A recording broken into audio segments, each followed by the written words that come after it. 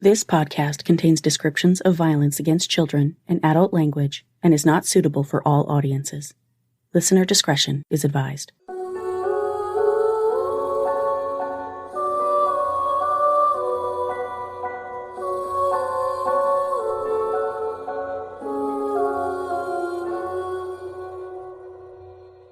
Hi, everyone, and welcome to Suffer the Little Children, the podcast giving voices back to the victims of child abuse murder and their families. I'm your host, Lane, and this is episode 188, Raylee Browning, Retold, Part 1. In episode 4, I told you about Raylee Browning, a little girl who died on December 26, 2018. Although she was covered with injuries from head to toe, her cause of death was a septic infection from untreated pneumonia. The 3 adults in the home, Raylee's father, his girlfriend, and her sister, were charged in her death. That episode barely scratched the surface. Now, I'm retelling Raylee's full story with the help of her mom, Janice Wriston, who fought for Raylee's entire 8 years to protect her daughter from the girl's own father, Marty Browning Jr. The way the press told the story, Marty was a negligent father who merely failed to protect his daughter. The truth about Marty is far darker than that. This is the story of a sweet, loving little girl whose mom called her Sunshine. It's also a story about the horrific abuse Marty inflicted on first Janice and then Raylee, and how he managed to become entwined with a pair of sisters just as narcissistic and abusive as himself, ultimately leading to his only child's painful and unnecessary death. This is part 1 of the harrowing story of Raylee Browning. I first blogged about Raylee's story on December 14, 2019, before the podcast even existed. One of the very first episodes of the podcast was about Raylee, but trust me when I tell you that no one knew the full story at that point. So I'm finally tackling Raylee's story the way it needs to be told. The world needs to know about this beautiful little girl, the mommy who loved her fiercely, and the so-called father who terrorized Raylee and her mother for years, throughout which Janice told everyone she could, "He's going to kill her." No one listened, and unfortunately, she was right. Episode 4 came out way back in April 2020 when I was still a baby podcaster with 0 skills or experience. Ever since, I've wanted to revisit Raylee's story for many reasons. For one, the legal case has been decided, for better or for worse. For another, I have access to a ton more information than I did originally. And most importantly, Raylee's mom, Janice, has become a very dear friend to me since we first connected after the original episode came out. Janice deserves to be involved in the most comprehensive retelling of her Sunshine's story to date, because there is so much more to it than we heard about in the papers and on the news. We're going to fill in a lot of blanks, and we're going to tell you exactly who Marty Lee Browning Jr. really is. Now that Janice is allowed to talk about the case, and she's ready to talk about her experiences, it's my honor to give her a platform to be her Sunshine's voice.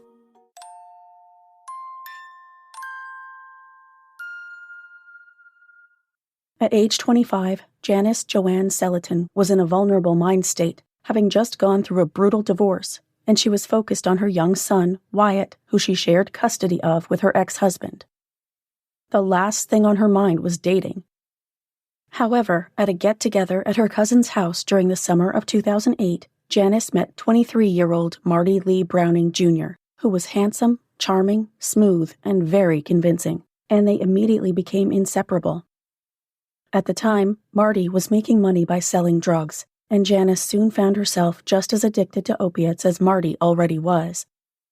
When Janice found out she was pregnant in late 2009, Marty accused her of cheating on him, which never happened. Marty was convinced that because of the diabetes he had suffered for years, he was infertile, but Janice's pregnancy proved that wasn't the case. Their relationship rapidly went downhill from there, with arguments becoming a daily occurrence. Janice quit drugs completely for her baby's sake, but Marty continued taking opiates and cocaine, adding drinking and smoking pot to his list of regular activities, as well as any other drugs he could take to distance himself further from the baby he didn't want.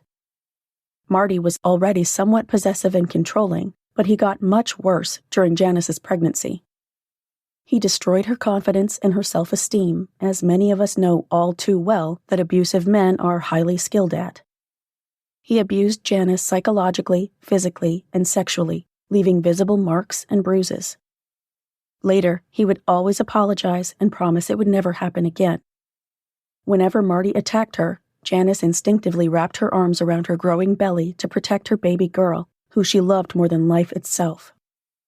Miraculously, Janice's pregnancy lasted 41 weeks, at which point she went into labor at home in the middle of the night. She waited as long as she could to wake Marty, whose initial reaction was to put a pillow over his head. As she continued trying to wake him, he grew crankier and crankier, complaining about what he called Janice's bitching. Finally, he reluctantly accompanied Janice to Raleigh General Hospital in Beckley, West Virginia. She had to drive because his license had been suspended due to unpaid tickets. By the time they arrived at the hospital, Janice was already dilated 4.5 centimeters. Good thing Marty didn't procrastinate any longer. At the hospital, Marty's mood didn't improve.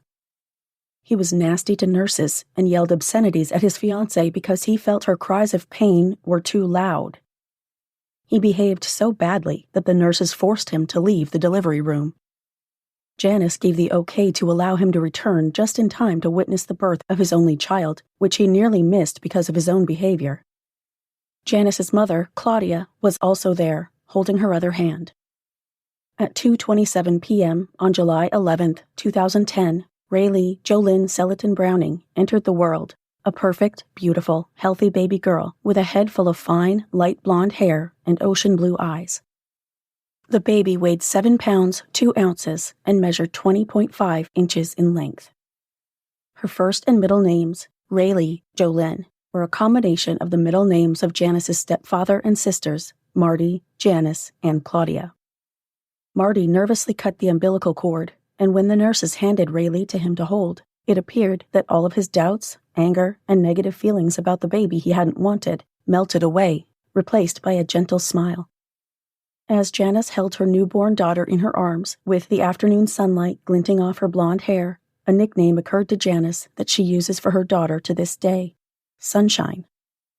At that moment, nothing in the world mattered to Janice but her sunshine. When they were discharged from the hospital that evening, Raylee wore a tiny purple dress. Purple would end up being her favorite color. Raylee was a happy baby who slept well, ate well, and rarely cried unless she needed something. As her light blonde hair grew longer, it turned strawberry blonde. She loved bath time and wearing dresses, and her first word was mama, not dada like many babies. She didn't crawl. Instead, she got up on her hands and feet with her little butt in the air and spider crawled across the floor. She pulled herself up at 9 months, and she took her first 3 steps shortly afterward, walking right into her mommy's arms. For the first year of Raylee's life, everything was pretty good, all things considered. Marty wasn't working at the time due to injuries from a car accident, so when Janice went back to work when Raylee was 6 months old, Marty stayed home with the baby. Things quickly spiraled, though. Marty isolated Janice from her family and forbade her from having friends outside of work. He was also a diabetic, requiring insulin shots several times a day.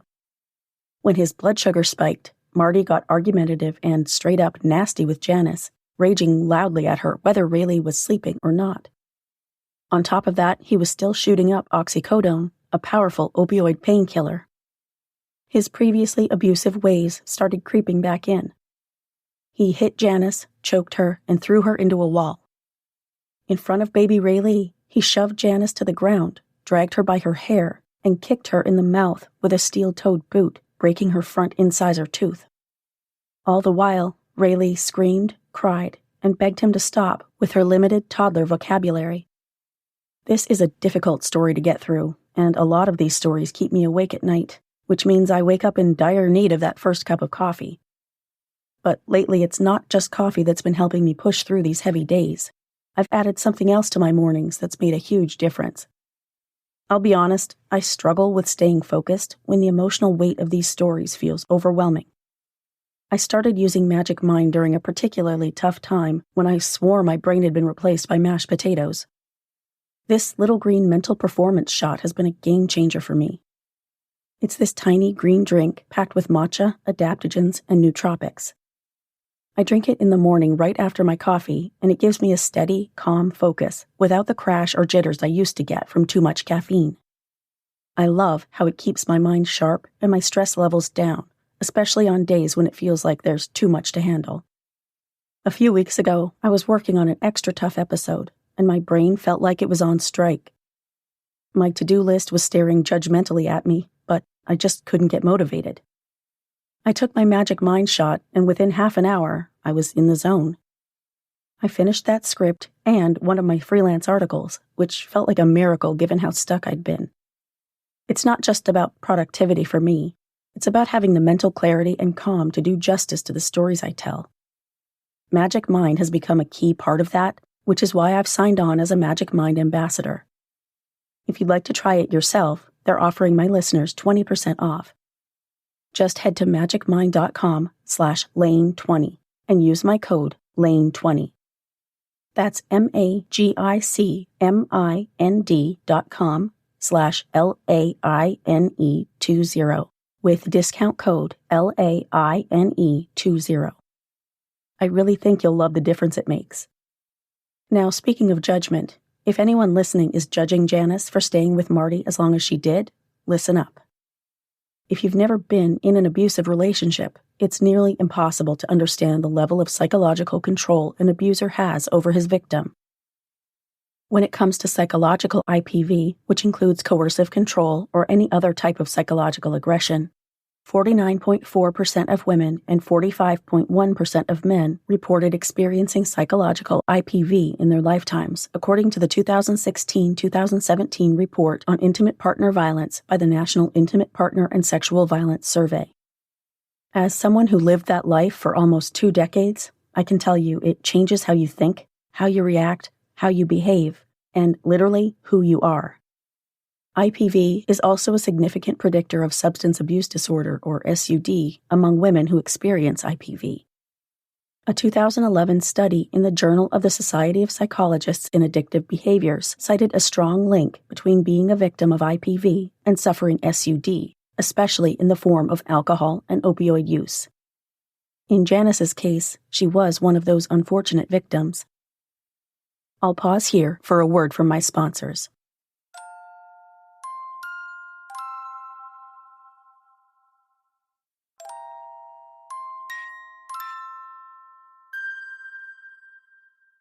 Although she had been clean since becoming pregnant, no thanks to Marty, Janice relapsed when Raylee was 17 months old after she weaned Raylee off breastfeeding. At the time, she was at a low point, afraid for her life, worried about what would happen to Raylee if Marty killed her, working outside the house, and constantly fighting with Marty. Janice's relapse into opioid use made Marty inexplicably happy because it meant he could control her more easily. 2 months later, Marty was arrested on a larceny charge for stealing copper from a mine.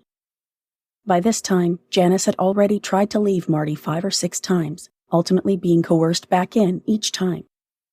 Marty threatened suicide. He threatened to tell Janice's family about her drug use.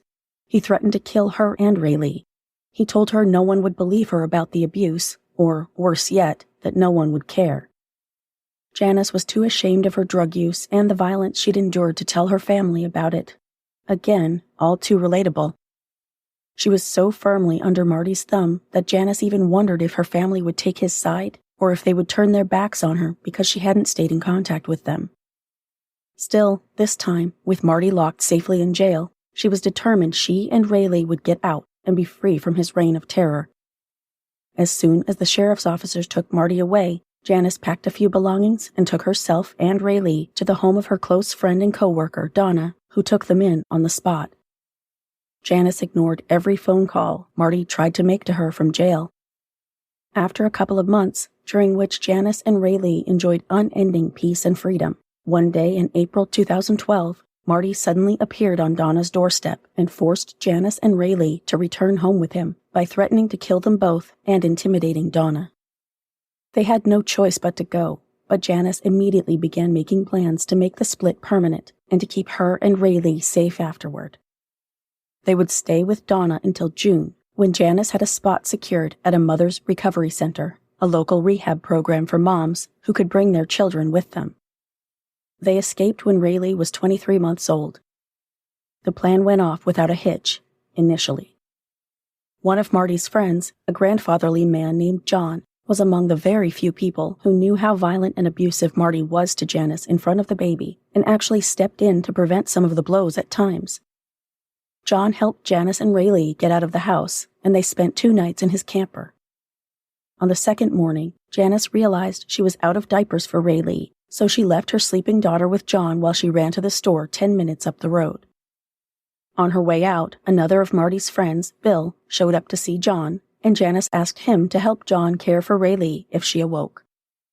Bill was another of Marty's friends who had witnessed and intervened in Marty's abuse of Janice. When Janice returned from the store, Raylee was gone. Marty had shown up carrying a gun and taken her. Worse yet, what he had warned Janice of was true. He had told Janice's family about her drug use, telling them she was using in front of the baby, which was not true.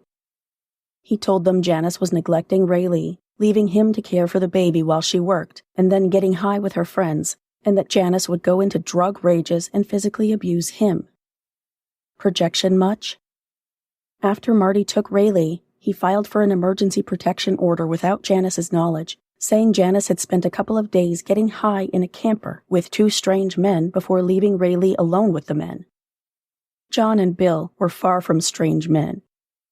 They were 2 of Marty's best friends, at least until they saw how badly Marty abused Janice in front of the baby.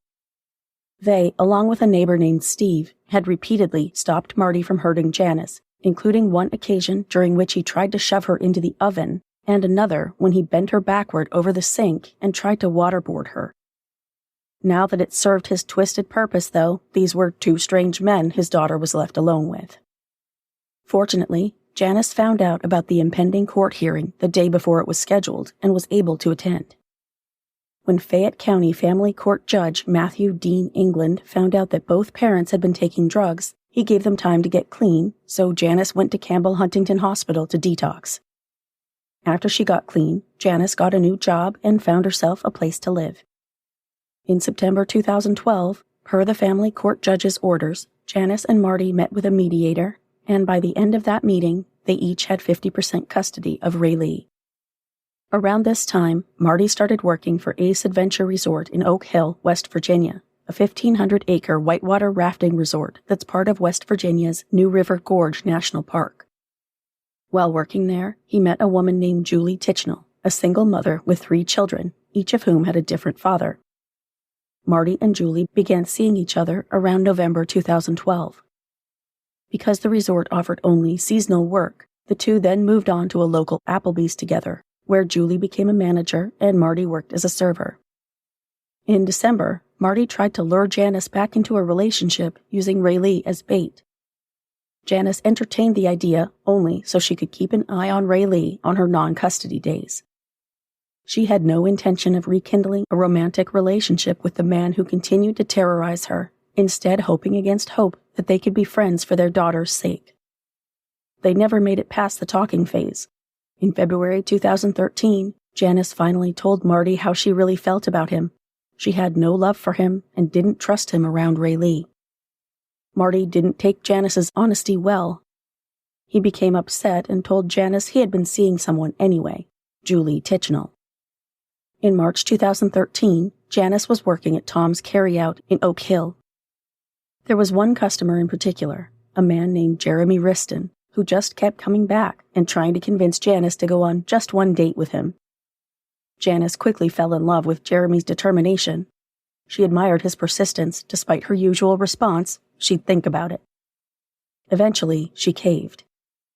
Jeremy was a true man who was wholeheartedly devoted to helping her find and gain custody of her daughter. Janice knew Jeremy was the one, and in July 2014, the couple married. Why did Janice have to find Raylee?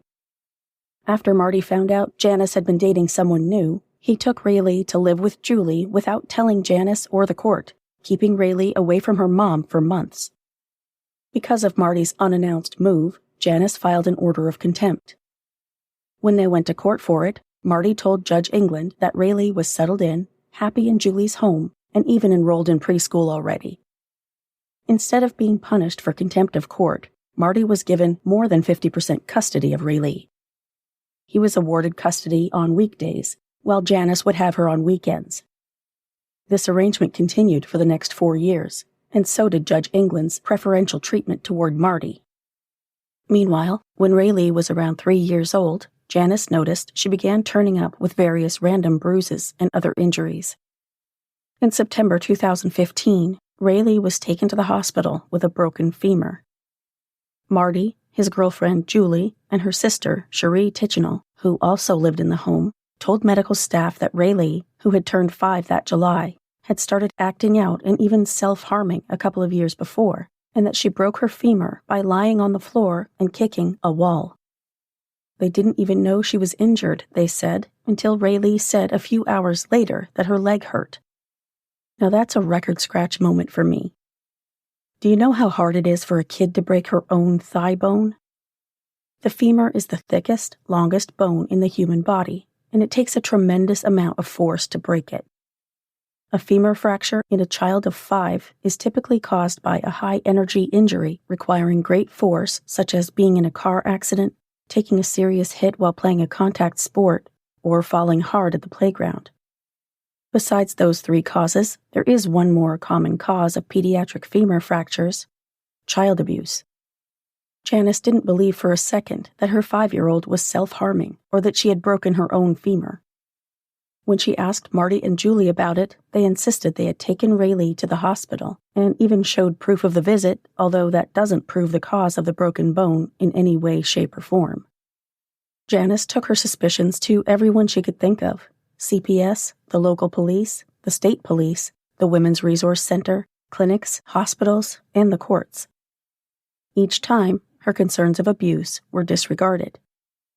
Most times when Janice made a report, Marty would respond by filing an emergency protection order against Janice, claiming Raylee was abused in her home. This would frequently result in Janice being prevented from seeing Raylee for weeks to months at a time. One weekend, Janice didn't accompany Jeremy to pick Raylee up for their scheduled visit. Jeremy and Raylee stopped for ice cream on the way home, but that was all he saw of his stepdaughter for the weekend because he had to work. Then, on Saturday night, Janice's mom, Claudia, who Raylee called Nina, came to pick her up for a church Halloween party. Janice and Claudia got Raylee dressed and ready in her Rapunzel dress, and after the party, Raylee spent the night at her Nina's house.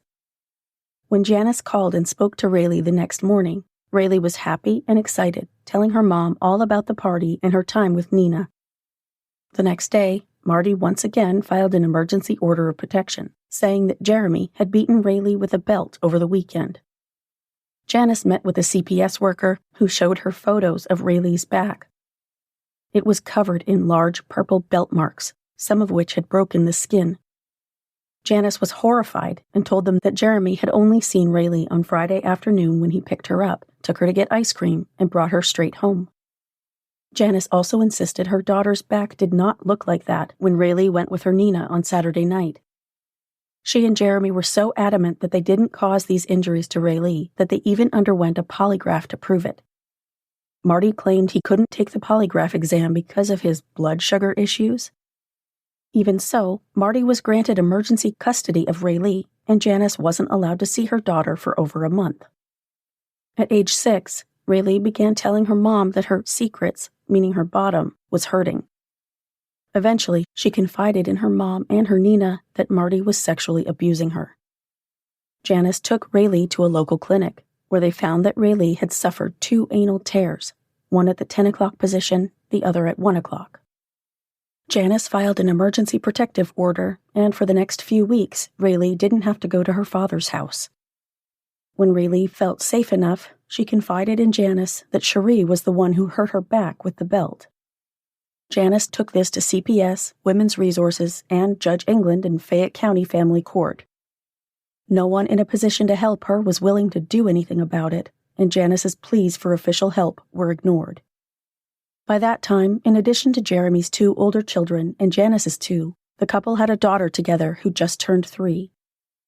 In 2016, they welcomed a son who was born with an aortic override, congenital heart disease, and 3 holes in his heart. Because of potential complications from his conditions, their doctor told Janice and Jeremy that if anyone in their life became sick, they had to keep that person away from the baby so as not to endanger his life. Janice made the mistake of mentioning this to Cherie in conversation.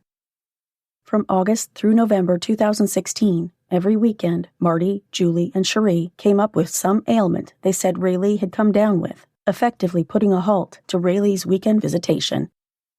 In November 2016, however, Jeremy put his foot down. Unwilling to watch Janice cry any more that she wasn't allowed to see her sunshine, Jeremy told Marty and the Tichenal sisters that regardless of whether or not Raylee was sick, going forward, they would resume picking her up every weekend. True to their word, Janice and Jeremy made sure Raylee was with them every weekend. Raylee attended public school for her kindergarten year and part of first grade. During that time, teachers repeatedly alerted Nicholas County officials about her apparent abuse, especially her gym teacher, Carrie Ciliberti. Coincidentally, Carrie is the wife of Anthony Ciliberti, who eventually became a prosecutor who worked on Raylee's case. Ms. Ciliberti was calling and making reports at least once a week during this time. She made a total of 19 reports about Raylee's suspected abuse. Julie claimed that Raylee would act out at home. Julie later told police that Raylee wet the bed and would purposely urinate on mattresses, clothing, and random objects in the house. She also claimed that Raylee would pick at herself, indicating self-mutilation for attention or to get a reaction. Remember, they also blamed Raylee for breaking her own femur at age 5 and insisted she began self-harming around age 2 or 3. None of Raylee's school teachers had any behavioral issues with her, and Janice insists that her daughter did not have any behavioral issues. Marty and the Tichenal sisters would go so far as to tell Raylee's school staff that they shouldn't feed her at all during school hours because she had an eating disorder and would eat at home. At one point, however, Raylee begged school cafeteria workers for extra food because she told them she wasn't allowed to eat at home. Amidst the CPS complaints, Julie's 3 kids were told in no uncertain terms not to talk to the CPS workers, or, if they did, to lie to them. Eventually, after enough complaints from the school, Marty and Julie simply pulled their kids out of public school in early 2017 under the guise of homeschooling them. After this, things took a severe downturn for Raylee. Now, time for another quick sponsor break.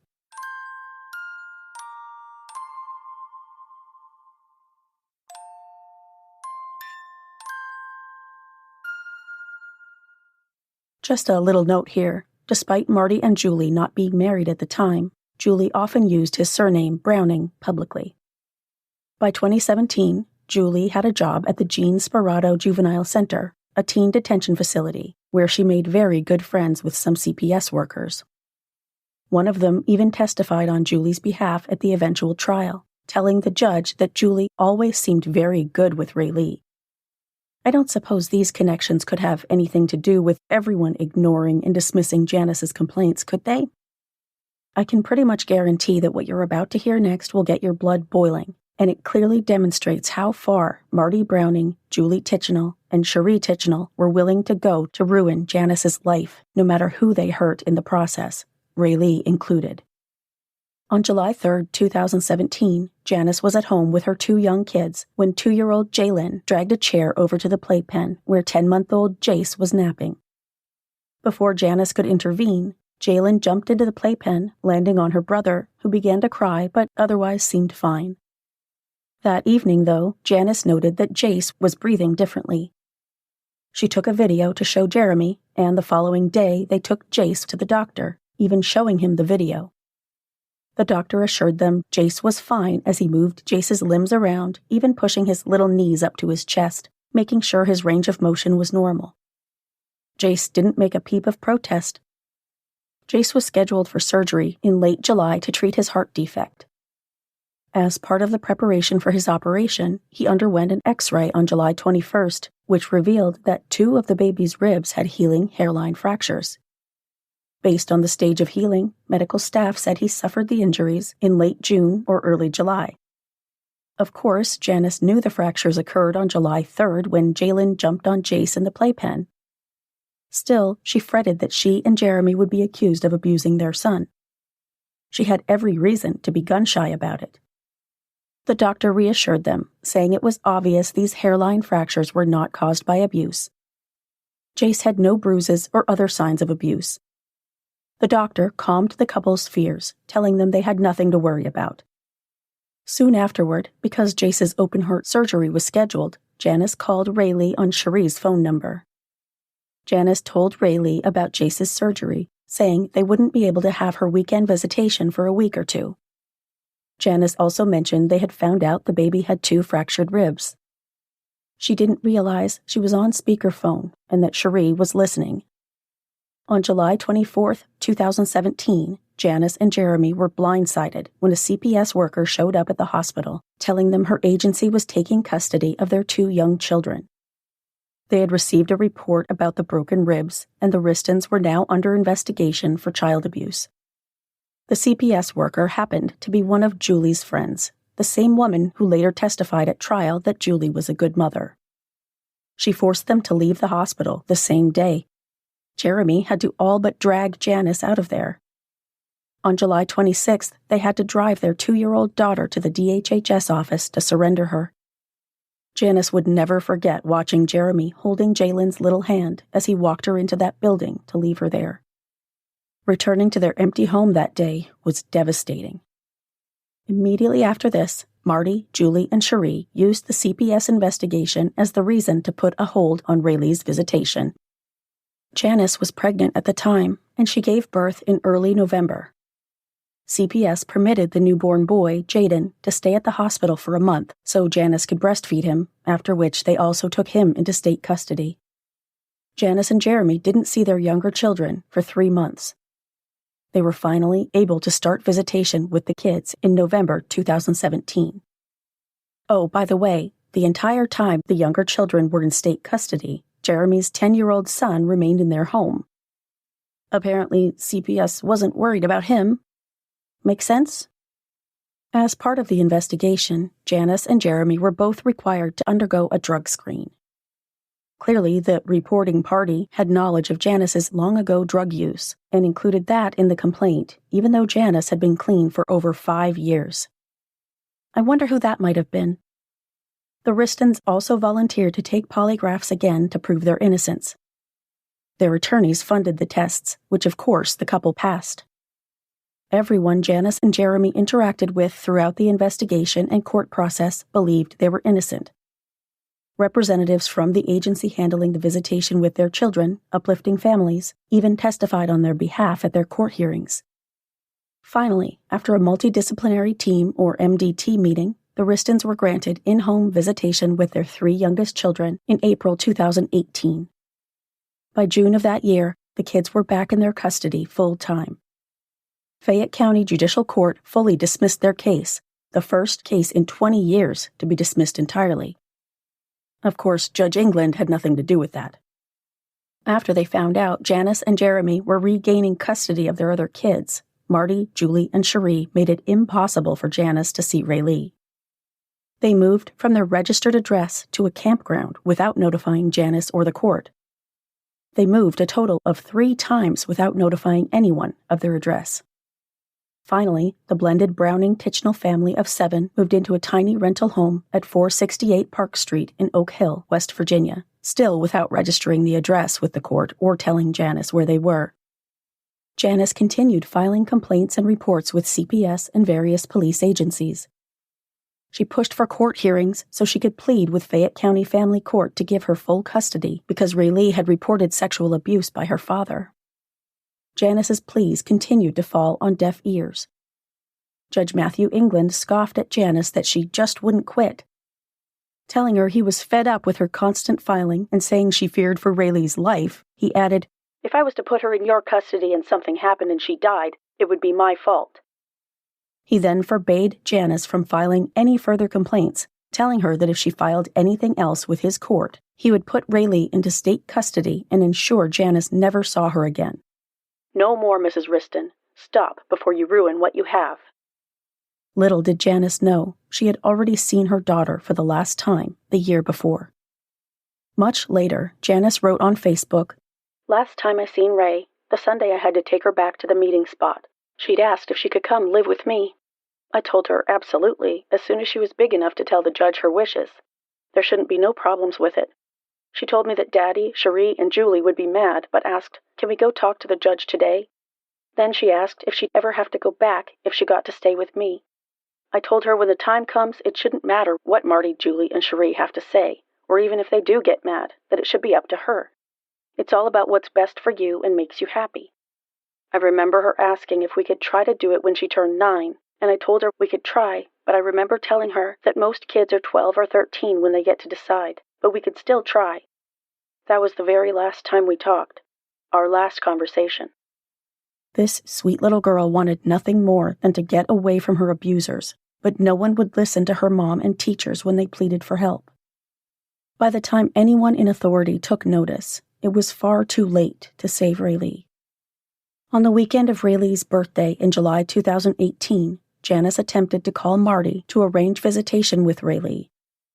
Now that the other kids were back, there was no reason she shouldn't be allowed to see her daughter. There was no answer on Marty's phone. Justifiably antsy to see Raylee, Janice drove straight over to the last address she had for Marty, but Raylee wasn't there. No one was. The house was completely abandoned. Frantic, Janice called CPS and pleaded for help, saying she didn't know her daughter's whereabouts. CPS sent her to the city police, who sent her to the state police, who sent her to the courthouse, where Janice found there was no record of a change of address for Marty or Raylee. The clerk had one piece of advice for Janice: try going to CPS. Despite feeling unwell around this time, Janice continued desperately trying every avenue she could think of to find her daughter. When Janice finally took the time to go to the doctor at the end of August, an ultrasound revealed that she had an ectopic pregnancy and was bleeding internally. An ectopic pregnancy occurs when a fertilized egg implants somewhere other than the uterus, most commonly in a fallopian tube. Janice had to have laparoscopic surgery. This setback didn't derail Janice's attempts to find her daughter. She tried to contact Marty through every possible avenue, including sending texts and Facebook messages, begging him to tell her where Raylee was. Marty never responded. Seeing how stressed and depressed Janice was that fall, Jeremy vowed that after the holidays, they would take their fight to find Raylee back to the courts again, no matter what threats Judge England had made. In November of that year, Janice's sister Candace saw Marty and Julie at a holiday event with Julie's 3 children, 11-year-old B.M., 7-year-old M.T., and 6-year-old L.T. There was no sign of Raylee, and when Candace asked them about her, the couple told her Raylee wasn't feeling well and stayed home. The following month, Janice's stepfather, Gary Bradley, ran into Marty at Walmart. Marty had 2 children with him in the store, neither of whom was Raylee. Gary, who Raylee called Pawpaw, asked Marty to send him a photo of Raylee, as it had been a year and a half since Janice's family had seen her. Later, Marty sent Gary a picture of Raylee decorating a Christmas tree, about 4 years earlier. He didn't dare send a photo of 8-year-old Raylee the way she looked by Christmas 2018. In fact, when Christmas Day rolled around, Raylee had only 1 day to live. Time for another quick sponsor break.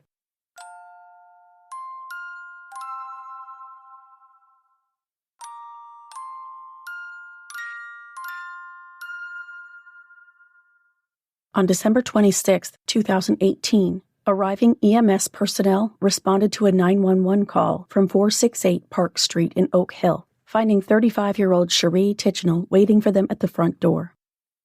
In her arms, she carried Raylee's limp, unconscious body. Raylee was described as not breathing, pale, cool, cyanotic with vomitus noted on face, hair, and shirt.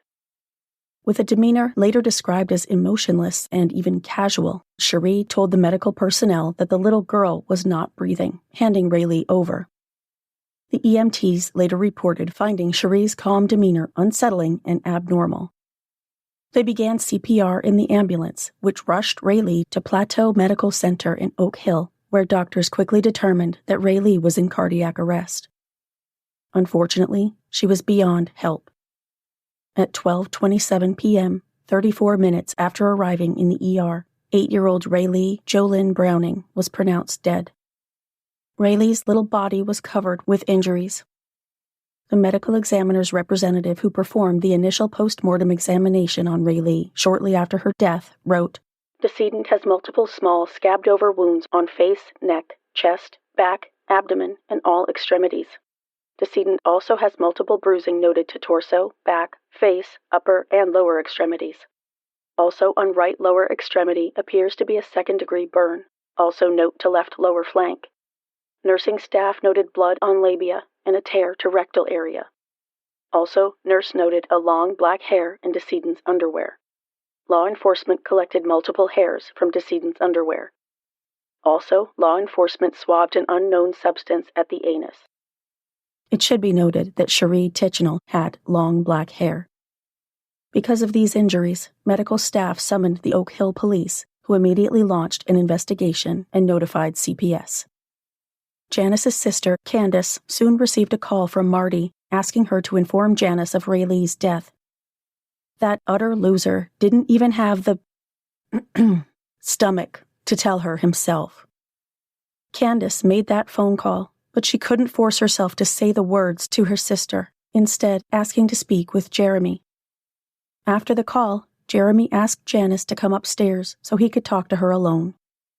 He was struggling to hold it together, shaking, his eyes watery, his head down. Janice's heart was pounding as she climbed the stairs and closed herself and Jeremy into their bedroom. She knew something was very wrong, but she never could have imagined the words Jeremy spoke next. "Raylee's gone." At first, Janice didn't believe it. She couldn't. She refused to believe it. When she opened her mouth to speak, a heart-wrenching scream erupted from her instead. Her entire world stopped, and everything inside her shattered. As Jeremy drove her to Plateau Medical Center, Janice trembled and cried throughout the whole ride, the same thoughts cycling through her head over and over. "No, no, no, no, not true, can't be, not my daughter, she's healthy, they have to be wrong." When Janice and Jeremy arrived at the hospital, they walked past Marty and Julie, who were standing in the hallway. Janice didn't even look at them, although Jeremy did. As they walked past, they overheard Marty muttering, "I hope she doesn't think I did this." Janice immediately asked to see Raylee, needing to hold her sunshine despite knowing she was already gone. Hospital staff wouldn't allow her to see her daughter's body. When Janice demanded to know why, a police officer took her and Marty into a small room, positioning them in opposite corners and telling them that Raylee's body and any evidence it yielded had to be left exactly as is. Then he asked Janice how long it had been since she saw Raylee. Bewildered, Janice told the officer it had been 1.5 years. He responded, "Then this doesn't pertain to you." Turning to Marty, the officer asked bluntly why Raylee was covered in bruises, why she was bloody, why her leg was burned, and why all of this happened. Janice's body went numb from shock as the officer grilled Marty about their daughter's injuries. She wanted to leap across the room and kill him with her bare hands, but she couldn't move or speak. She couldn't even feel her arms or her lips. When questioned at the hospital, Julie Tichenal claimed that Raylee would pinch, pick, and slam herself into the walls and will urinate on blankets and her clothes, especially new clothes. According to the child death investigation report later completed by the medical examiner's office, Cherie Tichenal told investigators the following story about the events leading up to Raylee's death. On 12/26/18, Mr. Browning Jr. left for work at 6:30 a.m. while everyone was asleep. At 9:30 a.m., Julie Tichenal left for work, which left Ms. Cherie Tichenal babysitting. Cherie states decedent was in the shower, and when she went to check on her, she states she found the decedent standing in the shower with a nosebleed. She states she gave decedent some tissue to stop the bleeding, while she got the decedent dressed while still in the shower. Cherie states decedent started shaking and fell out of the shower onto the ceramic tile floor, face first. Cherie then picked her up and carried her to a mattress on the adjacent bedroom floor, and propped her up on pillows and called 911 at 11:42 a.m. Cherie states at that time, decedent had snoring respirations. After Oak Hill Police Department Detective Sergeant James Pack, who had initially responded to the hospital when medical staff suspected abuse, found out that the family had prior CPS involvement, he requested that Marty, Julie, and Cherie come to the Oak Hill Police Department to make recorded statements about the incident that caused Raylee's death. Most of the following information comes from Sergeant Pack's criminal complaint. Cherie reported a similar story to her first to the detective, saying that she, Raylee, and Julie's 3 children slept in Raylee's bedroom on Christmas Eve to prevent the kids from sneaking out to see Santa. Raylee was sick on Christmas Day and spent the day on a mattress on the floor of her bedroom. Cherie told police she woke up around 9 a.m. on the morning of December 26th and made breakfast for the kids. Raylee ate her cream of wheat in her bedroom, Cherie said. At around 10:30, Raylee took 3 of her medications, which I'll get into in part 2, and then got into the shower while the other kids watched TV in the living room. In the shower, Cherie said, Raylee got a nosebleed, which had been a regular occurrence for several weeks. They were told it was a side effect of one of Raylee's medications. While in the shower, Cherie claimed, Raylee told her she wasn't feeling well and began shaking non-stop.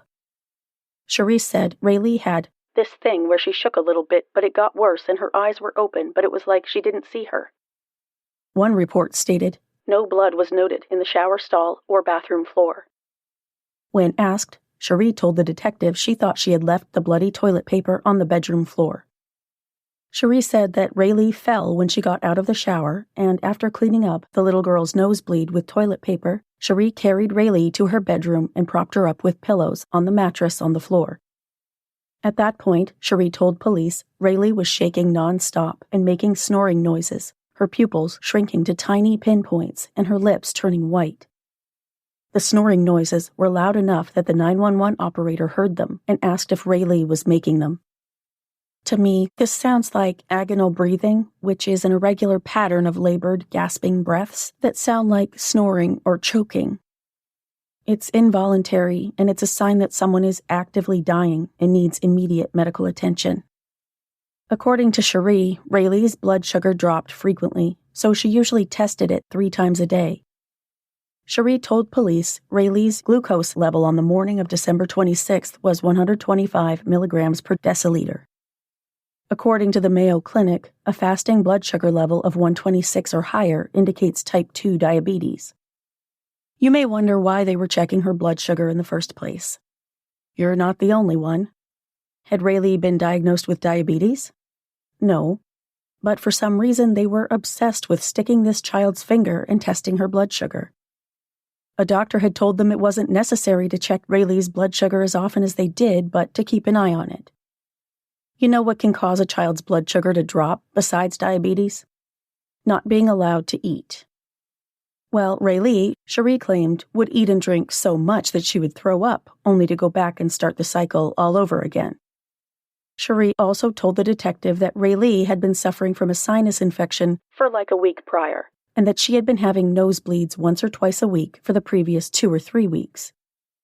When she got shaky one day a few weeks earlier, they called Raylee's doctor, who said this could also be a side effect of one of her meds. Cherie said that Raylee had a tic, motioning as if to pinch her own arm. Raylee would pinch or scratch her own arms or legs, Cherie said, and there was no particular trigger. She had done it since she was about 2. She sometimes did this hard enough to cause open wounds, Cherie claimed.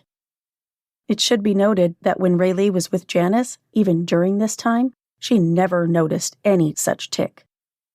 When the detective asked Cherie if anyone came over to the residence to hang out, Cherie mentioned a woman named Linnea Castle, saying Linnea and her 3 kids came over sometimes to do homeschooling work with the kids. Cherie had taken Julie's 3 children to her friend's house after Raylee was taken by ambulance, explaining this by saying she didn't want the kids to know what was going on. She had no explanation as to why she didn't go to the hospital if she cared about this child as much as she claimed to. Marty's interview was next.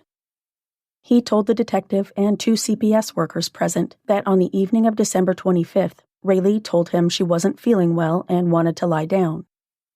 She had a cough and a sniffle, he said, so he figured it was a common cold. When pressed, Marty said that Raylee hadn't felt well all day, spending most of it lying down, and they even took her Christmas presents into her bedroom so she could open them, but she wasn't even really interested in her toys.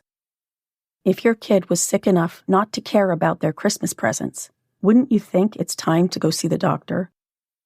Contradicting Cherie's claims, Marty reported they did not check Raylee's blood sugar level every day, just at random times, and that as long as she had eaten, her blood sugar would be fine. Then Marty had to take a break when he started throwing up in the interview room's trash can.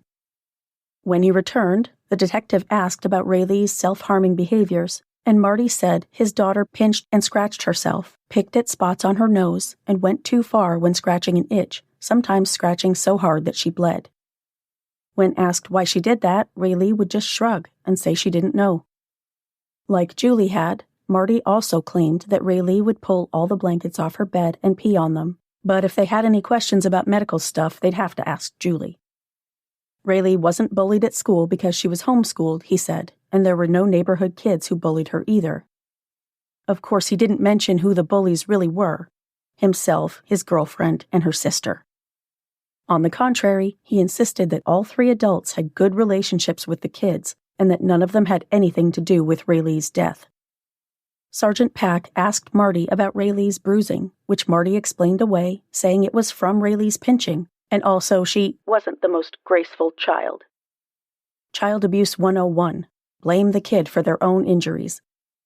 When the detective asked Marty if Raylee had been acting differently in the last few months, or if she shied away from her paternal grandfather, Marty Browning Jr., because he was a convicted sex offender, Marty said no and started throwing up in the trash can again. They concluded the interview when Cherie was on her way back to the police department to take Marty to the hospital. This guy throws up a couple times, and suddenly it's time to go to the hospital. Yet they didn't even consider taking his sick daughter until she was literally at death's door. Time for one last sponsor break.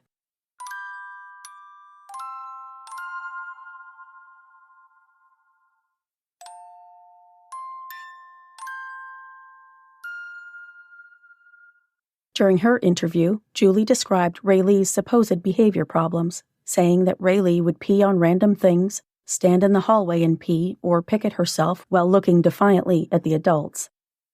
Raylee had always peed on herself, Julie said, until they moved to Fayette County, and since then it had gotten worse. Raylee would tear holes in any mattress cover they bought, she said, or just take them off the bed. Julie said that Raylee had a disorder where you tell her to do one thing and it makes her not want to do it anymore, adding that when Raylee got mad, she would sometimes ram her shoulder into the wall. She would scratch herself or hurt her face, which was why she sometimes wasn't allowed to go out with the family. Julie also claimed that Raylee tried to hurt herself with various household objects.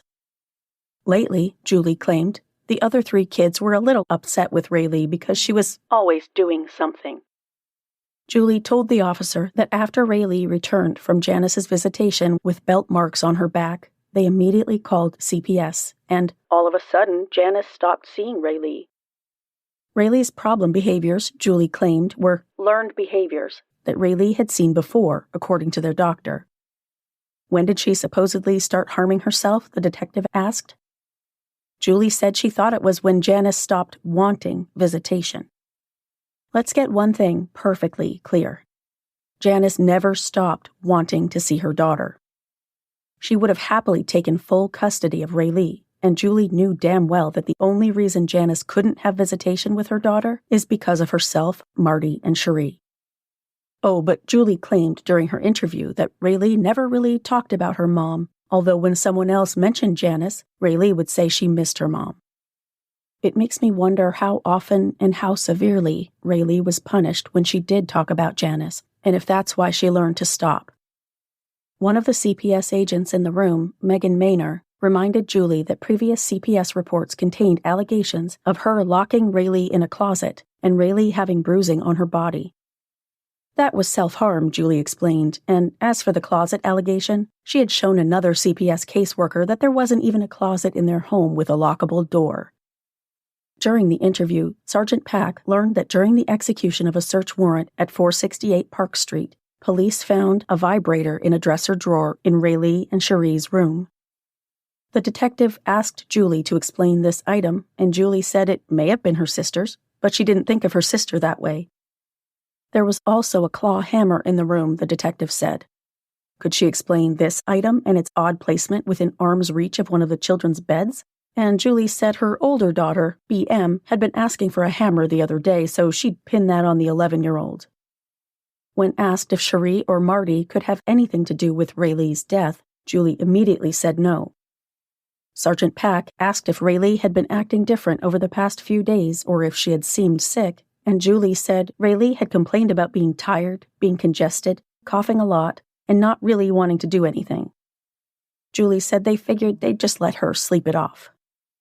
Did she have anything to do with Raylee's death? No, of course not, Julie said. She loved Raylee. In fact, she often called herself Raylee's mother. I'll get into that in part 2. Sergeant Pack noted that Cherie's reported timeline of the events of December 26th was contradictory and suspicious. Court documents later added that statements made by Marty and Julie also contradicted Cherie's timeline.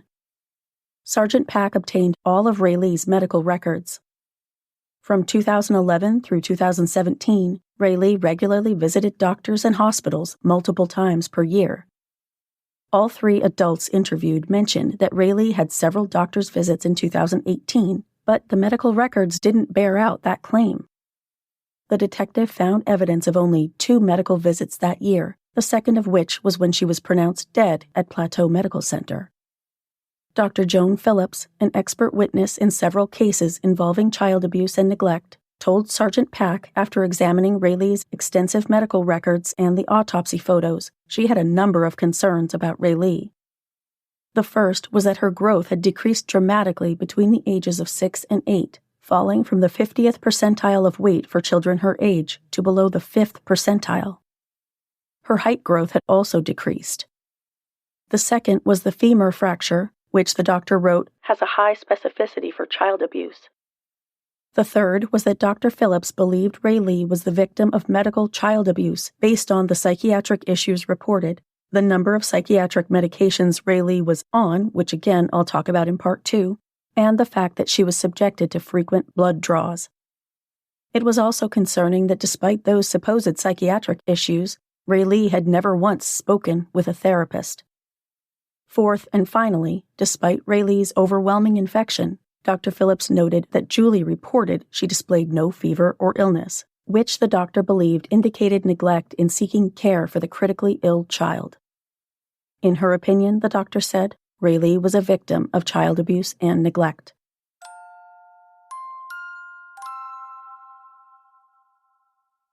There's so much more of Raylee's story to tell, but my voice can take no more.